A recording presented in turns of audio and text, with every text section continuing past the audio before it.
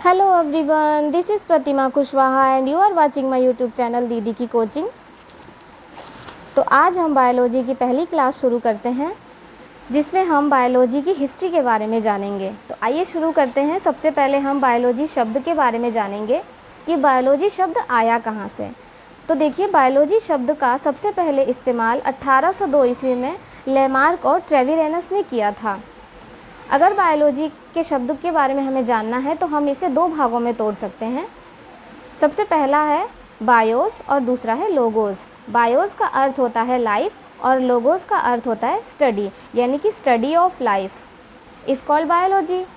अगर हम इसकी एक प्रॉपर परिभाषा बनाना चाहेंगे तो हम कह सकते हैं कि विज्ञान की वह शाखा जिसमें जीवधारियों का अध्ययन किया जाता है वह क्या कहलाती है? जीव विज्ञान कहलाती है।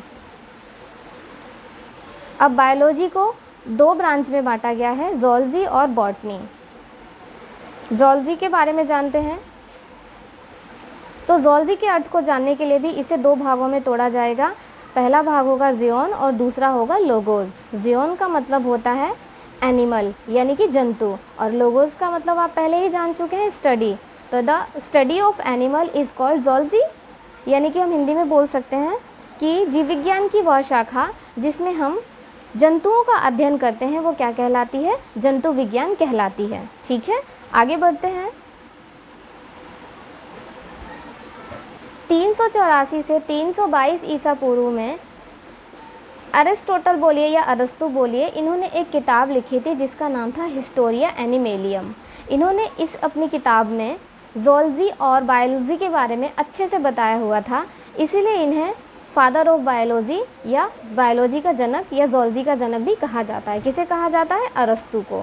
ठीक है, आगे बढ़ते हैं। बायोलॉजी का दूसरा भाग होता है बॉटनी। तो बॉटनी ग्रीक भाषा के बोटेन शब्द से आया हुआ है, और बोटेन शब्द की तरह ही बोटेन शब्द का अर्थ जानने के लिए फिर बोटेन शब्द बॉस्किन नामक शब्द से आया गया है, जो कि वो भी ग्रीक भाषा का ही है। बोटेन का अर्थ होता है हर्ब्स या प्लांट, और बॉस्किन का अर्थ होता है ग्रेजिंग, यानी कि चरना। तो विज्ञान की वह शाखा जिसमें हम चरने पशुओं के चरने से संबंधित अध्ययन करते हैं वो क्या कहलाती है? बॉटनी कहलाती है। तो हम कह सकते हैं कि पौधों एवं वनस्पतियों के अध्ययन के लिए हमने कौन सी शाखा बनाई है? बॉटनी बनाई है। ठीक है, और फादर ऑफ बॉटनी किसको कहा जाता है? फादर ऑफ बॉटनी थियोफ्रिस्टस को कहा जाता है, और इन्होंने इसके बारे में 370 से 287 ईसा पूर्व में बताया था। ठीक है, आगे बढ़ते हैं। हमने बायोलॉजी की हिस्ट्री के बारे में जान लिया।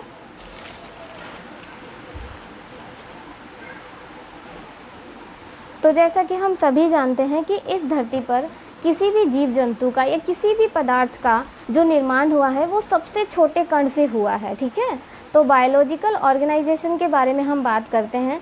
तो अगर देखा जाए, बेसिकली हम देखेंगे तो हमारा शरीर या किसी भी सजीव का शरीर किससे मिलकर बना होता है?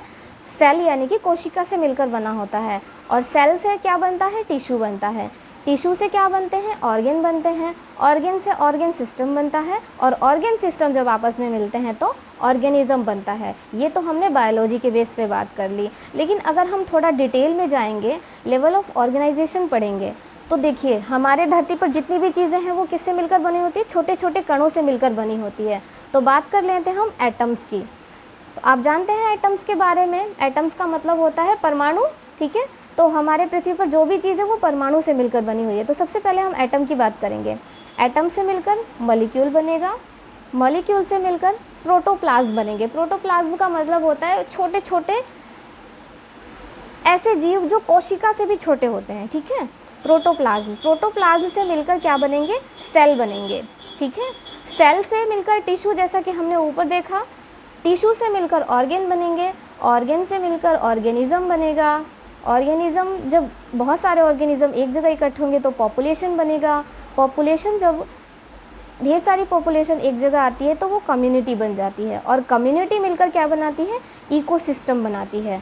और इकोसिस्टम जब एक जगह इकट्ठे होते हैं, या इकोसिस्टम को अगर हम एक जगह कर दें तो वो बायोम कहलाती है, और बायोम्स मिलकर क्या बनाती है? बायोस्फीयर बनाती है। और ऐसे ऐसे बायोस्फीयर ने मिलकर अर्थ बना रखा है।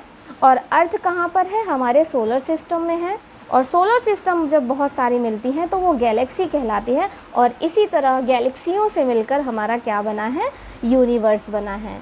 तो आज की क्लास में हम इतना ही जानेंगे, इसके बारे में आगे अध्ययन करने के लिए अगली क्लास में शुरू करेंगे।